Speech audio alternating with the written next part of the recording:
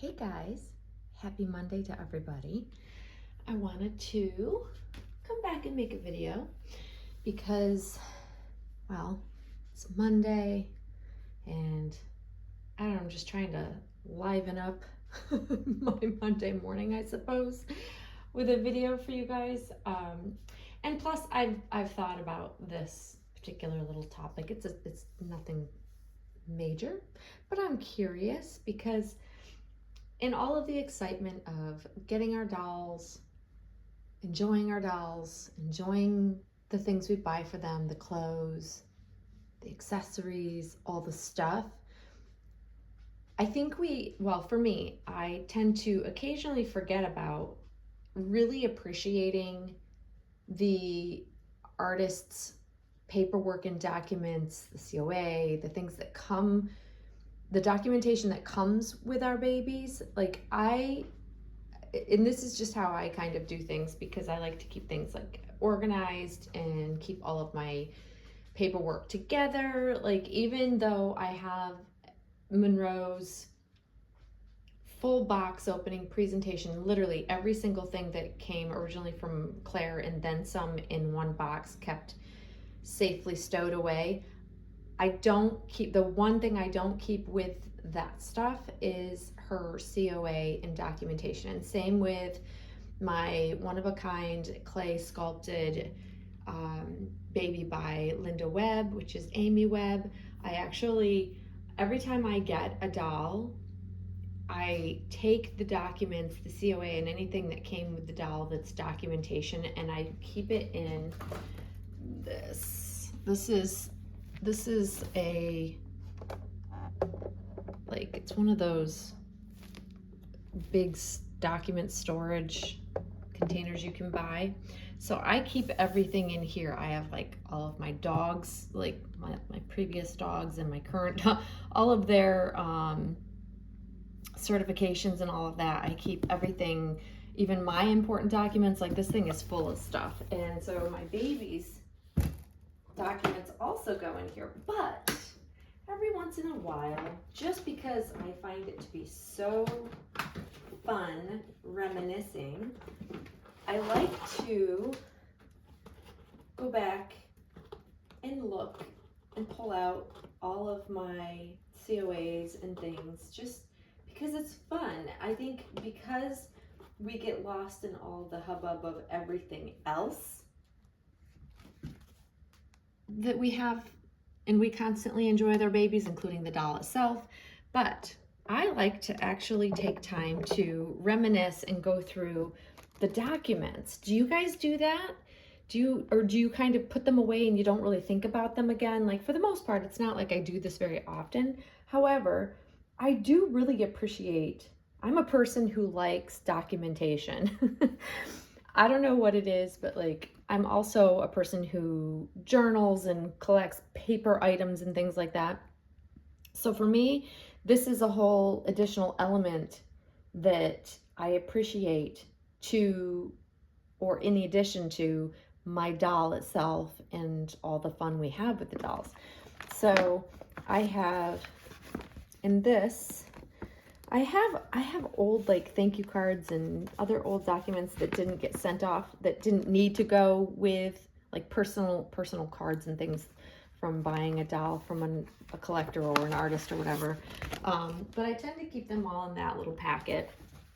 And currently I only have Monroe, and I only have my one-of-a-kind clay sculpted baby by Linda Webb, which is Amy Webb. So I've got both of those COA and documents. I have multiple folders for Amy Webb, and I'm gonna actually look at them with you because I think it'll be fun just to see. I forget what all I have. I have a lot on Amy Webb because I've had her for so long, but let's first take a look at Monroe's. So this is the envelope that comes from Claire with the baby. So make sure you guys can see. You can, okay. So this is her actual COA, and then she has care instructions. I have 2 sets of care instructions. I'm not sure why, but I do. One in purple and one in blue. But these are they say the same thing. I'm pretty sure they say the same thing. Yeah. Just how to care for your silicone baby. Then we have this here, and let's see what else. Picture of little baby girl, which I love. I love to keep just anything that's original and that, I don't know, it just comes from the artist's hands. Like, I think about the fact that we're so enamored and excited and happy and enjoying the doll itself that we forget that the artists put time and effort into the documentation, and I always really appreciate that. I know it might not be for everybody out there to like want that sort of documentation, but for me, I love it. It just adds to all of the time spent, the love, the care, the everything that goes into making the doll, but also making such a beautiful presentation of the documents that come with the doll. That's her COA. And that's the picture that is underneath. So this is typically how you'll see Claire's certificate of authenticities. She does a really nice job. She's always done like a really nice job of making a nice COA for her dolls. And they've stayed the same over the years. So she hasn't changed really what she's done with her COAs, so they're very easy to spot. Like, I would be able to spot probably quite easily a fake one if anybody ever tried to duplicate, just because I know her style. I know what she puts in her documentation folder. I know exactly how she sends things, and that's very typical of how Claire does things. So that's Monroe's. And then we have Amy Webb. So for those of you out there who may be newer or just haven't seen or heard me talk about my one-of-a-kind clay sculpted baby, I've got a couple of videos up in the past about her, because she's actually one of the very first dolls that I saw that got me hooked in this hobby. That doll is historical in a way that it's what I fell in love with, because I saw this particular doll on Linda Webb's website. And if you don't know who Linda Webb is, look her up. Google search Linda Webb dolls, and she is one of the original pioneers to this hobby, to our reborn hobby. She, in the beginning of times when this hobby first began and was created, the majority of what dolls were being made that were true one-of-a-kinds were clay. And you were lucky if not only could you get your hands on one, they were very expensive because they were one-of-a-kinds. They took artists a long time to create, and every artist that was making them, especially Linda Webb, you were on a waiting list. And I was added to the waiting list very early on in my collecting journey, and never did she ever get to my name because the waiting list was so long. And she only sculpted so many dolls. And then after she ended up selling a couple of her sculpts to Ashton Drake, I think. I'm trying to think if it's Ashton Drake. Her dolls were produced in vinyl, and that's kind of when she stopped sculpting one-of-a-kinds. So when her particular the sold sculpts were then produced in vinyl, she didn't need to make the one-of-a-kind clay dolls, so she kind of tapered off doing that, and then she eventually retired from sculpting one-of-a-kind clay sculptures, and I never could get one directly from her. So what I did is I actually would seek out and try to find them on a secondary market. However, that was really hard. I mean, if you think about it, because of the simple fact that they're clay, you just getting the doll shipped from the artist directly to the collector could have gotten ruined. Like so many, and I'll say probably at this point, majority of any of the one-of-a-kind clay sculpts out there were broken and ruined just literally being shipped because they're delicate. So getting your hands on one became almost an impossibility. So this particular doll, I tracked down for years and years and years and followed who had the doll. And eventually the doll came up for sale, or if I recall, I reached out and said, hey, if you ever sell this doll, I would like to have it. And then that particular collector did end up allowing me to buy it from her. But I'm telling you, it was like pulling teeth. It was so rare to be able to find the original doll that started it all for me, my obsession with this hobby. And over the years, I collected many things that were anything in regards to Linda Webb, because she's just so renowned and such a pioneer. And here's an old Discovered Dolls from 2009. This issue is from 2009. Make sure you guys can see it. So this is the issue, and she was featured, and that's why I wanted to, I used to buy these magazines. I used to have a subscription to these magazines, and I kept this one because one, I used to love, there was just something so fun about getting a Discovered Dolls magazine and seeing what's new and what's showcased, and I was just so thoroughly excited for anything new happening in this hobby. I just wanted to hear about it all. But then when I saw this issue for Linda Webb, I actually, it's a whole article. She's like the main article of the issue, and you can see it showcases her amazing, this is clay, you guys, clay back in the day. Like, these are amazing works of art that this if you don't, like I said, if you don't know about Linda Webb, Google her, look at the sculpting. Her website is no longer up. I used to love looking at her website of all the works of art she's created over the years, but she took it down eventually. Like, so this will give you an idea. Emily is the most well-known sculpt from Linda Webb that was produced in Ashton. Yeah, so she sold to Ashton Drake, but then you could also buy, I believe you could buy the kits unpainted, but this was the most popular. Emily was like, everybody wanted one. I mean, that's what was mass produced. Like, it's amazing to me. So for those of you newer in the world of the reborn hobby, you should totally, if you love to learn about the hobby itself and different sculptors and learn about Linda Webb, it's really, really amazing to read about her. But to go back to when I was collecting her, I've had a couple of her one-of-a-kinds, secondhand of course, but I acquired a couple over the years, but ultimately I was looking for one that took me many years to find. But when I got this, I reached out to Linda Webb and I asked if I sent this to her, would she autograph it for me, just to have as a keepsake. And she did. She did, not only on the front cover as well as on the article itself. And I'm so thrilled that I still have this, because it's just so special to me. I don't know, I just love stuff like this. And this is some more of her work. But like, her sculpting stands up to even the dolls I see now. Like, it's still, all these years later. There's another one. I think this was Callie. I think this one was also produced in a reborn kit.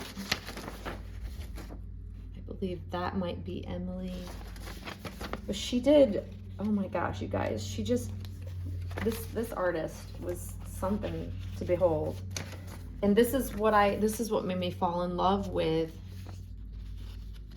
this whole hobby. I actually had this. This was 1 and 2.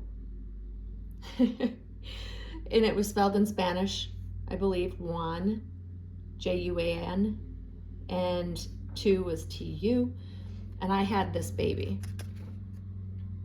Loved her, but it still wasn't what I had been looking for all these years.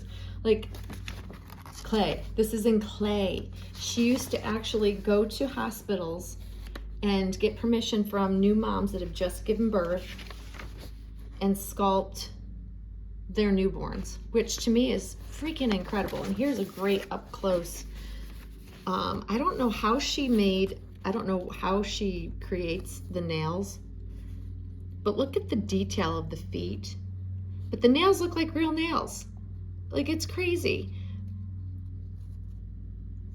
Like, it's so, I don't know. I still to this day appreciate so much of the talent that this artist brought to our hobby. Like, pioneer, guys, pioneer. So that leads me to, I have 2 COAs for my Amy Webb. And here's the reason why. I'm going to explain to you why. This is the first COA, the original COA, and this is a second COA that was sent to me from Linda Webb when I reached out to her, because when I bought her, when I finally was able to track her down and buy her from another collector, she didn't have the COA or couldn't find it or something, thought she had lost it. So I was like, that's fine, I don't care, I just want the doll. I know it's original, I know, you know, and I did reach out to Linda Webb, and she did send me a COA because I shown her pictures of the fact that I had acquired her, but the previous collector couldn't find the documentation. But I think that's at the same time that I sent her the magazine to, I sent the magazine for her to autograph, and then she said she would send me back the autographed magazine with the new COA, an updated COA. So after I had gotten this, the collector who sold the doll to me did come across her original COA, and this is that. So I'm going to show you the original first. So it comes, how Linda would send her babies is in a folder, says it's a girl, and then this is the COA that would come with her. She was made in 2003, and this is the baby. This is the girl who started it all. The peaky face, amazing, sweet. Oh my gosh, like, I obsessed over this doll and finding anything close to it, and I never did. And I was just so thrilled, you guys, when I got this baby in my hands, like crazy. So this is the original, it's done on paper. However, we'll leave that right there. When Linda sent the updated one, which is freaking amazing, she sent it printed, and how she did it is she put it on, like, it's fabric. It's a fabric paper, which I think is so cool, but it's the same. She still had the COA information, original date made, but then when I got her, it was in 2010. So she went ahead and made sure that it was known that this was a copy of the original, but then I have both, which I think is so cool. So cool, you guys, like, literally can't even, like, I was so grateful because not all artists would do that. She was just so lovely too. When I spoke with her about the whole situation, she was just amazing. And this is the care tips that she sent along with the second COA. And I just, care tips and things like that, like this is like what it's all about for me. I love, like, this adds to all of the amazingness of having this historical doll for me. And I actually, before I started making this video, I pulled her out because I don't have her out on display. I have her protected and wrapped in a box. I just took her out. I occasionally will make sure that she is still in perfect condition, and luckily this doll has made it through a number of collectors over the years, but then I've had her since 2010, so I've had her for 14, in February it'll be 15 years, and she's still just as incredible and just as perfect as the day I got her. And luckily every collector prior to me having her took such good care and just treated her like the work of art that she is. But this baby, oh my gosh, you guys, like, I literally pulled her out of the box, unwrapped her, just checked her over. Everything is intact, even those very delicate, beautiful, like those nails, those are always what I worried about, like the nails breaking off or catching on something. No, they're still in perfect condition. I love this baby. This baby will always be with me. I'm pretty sure this baby will always be with me. I mean, never say never, but like, I don't see her going anywhere. But I feel so blessed and lucky that I was able to track this baby down, then get, you know, the artist herself to sign my magazine I have. Like, it's just so memorable for me, and I love to reminisce. This is how I enjoy reminiscing, and I'm just wondering, do you guys do the same? Do you pull all of your originals out occasionally and revisit and just enjoy the fact that you have this beautiful documentation? Like, I think that for me, that's also a big part of the hobby for me, is enjoying this part of it and taking the time to look at them. And I don't know, it just it reminds me of the early, especially with the Amy Webb stuff. It reminds me of the early excitement, the drive, the everything that like literally sucked me into this hobby and kept me seeking out the most realistic baby ever. It was Amy Webb. It was this baby. It was this baby who did it for me. That's what got me going. That's what started me on this journey. And I'm being able to eventually acquire that baby. It's so historical. And the fact that that doll is more than 20 years old, is clay, is a one of a kind where you can actually see the fingerprint of the artist that was sculpting the baby. It's just incredible to me. And she's in mint perfect condition. I just feel so lucky to have that baby. So I feel like the two dolls that I currently have, aside from some older reborns that I don't ever share, the two dolls that I have bonded the most with from the beginning of my reborn hobby journey, and I have them, Amy Webb and I have Monroe. It's just amazing to me that if you keep going and you keep seeking out what you're looking for, you will end up with those dream babies. Like, you guys only hear me talk about Monroe being like a dream baby and I'm so connected to her, but ultimately Amy Webb is my ultimate first all-time dream baby that I was able to acquire and will always be. It's just, no matter what, the level of how special they are is just crazy. I'm lucky. I feel so fortunate.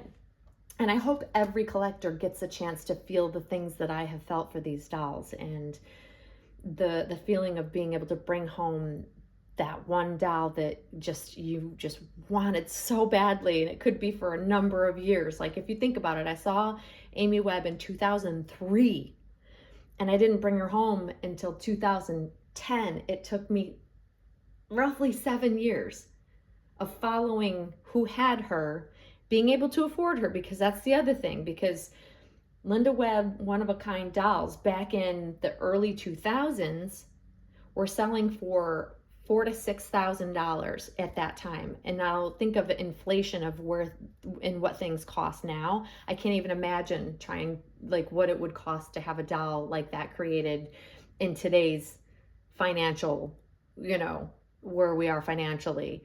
I would say that it would be a lot more money, especially because one of a kind, who gets a one of a kind anymore, right? They're done in editions. They're, even though Monroe is a small edition, I still consider her a bit of a one of a kind, because every one of Claire's dolls that she creates in an edition are different and unique. But truly, a one of a kind is like only one is made of.